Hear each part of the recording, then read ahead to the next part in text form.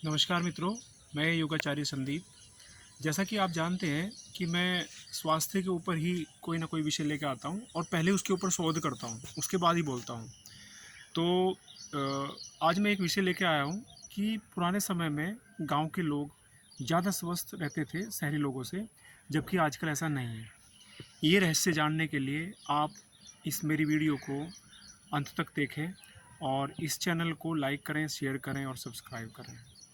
तो जैसा कि मैं आप लोगों को बता रहा था कि पुराने समय में गांव के लोग ज़्यादा स्वस्थ रहते थे, यानी कि बीमारियां कम होती थी शहरी लोगों की अपेक्षा। जबकि शहरी लोग स्वास्थ्य पर ज़्यादा ध्यान तब भी रखते थे, यानी कि वो एक्सरसाइज भी प्रॉपर करते थे, डाइट का ध्यान रखते थे, फ्रूट वगैरह लेते थे और अपना नियमित जो उनकी दिनचर्या थी उस पर ध्यान देते थे। जबकि गांव वाले ऐसा कुछ भी ध्यान नहीं देते थे, तब भी गांव वाले ज़्यादा स्वस्थ रहते थे।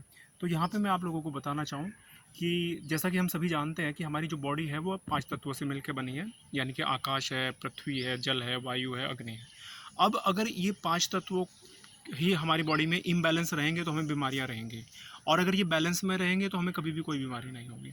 तो इनको बैलेंस करने के लिए पुराना तरीका जो नेचुरोपैथी का तरीका था कि हम उनके टच में रहें। तो हम गांव के लोग क्या करते थे कि ज़्यादातर कुछ किसी ना किसी तत्व के टच में रहते थे। जैसे रात को सोते समय वो क्या करते थे कि ज़्यादातर आकाश के नीचे सोते थे।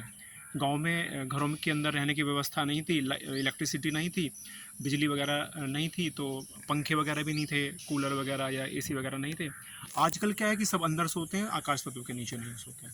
आकाश तत्व के नीचे मतलब आकाश के नीचे सोने से क्या होता है कि वो हमारी बॉडी को पूरी रात में रिचार्ज कर देते थे, क्योंकि आकाश तत्व एक ऐसा है कि वो बाकी चारों तत्वों को भी बैलेंस करके रखते हैं। और दूसरा काम क्या करते थे गांव के लोग, जैसे मॉर्निंग में स्नान करने के लिए जाते थे तो या तो वो नहर या नदी वगैरह में या फिर तालाब वगैरह में स्नान करते थे। तो वो जब सूरज उग रहा होता था उस दौरान स्नान करते थे। तो उस सूर्य के समय स्नान करते थे तो सूर्य से हमें अग्नि तत्व मिल रहा होता था। जल में खड़े हो जाते थे तो जल तत्व भी मिल रहा होता था, बॉडी के टच में रहता था।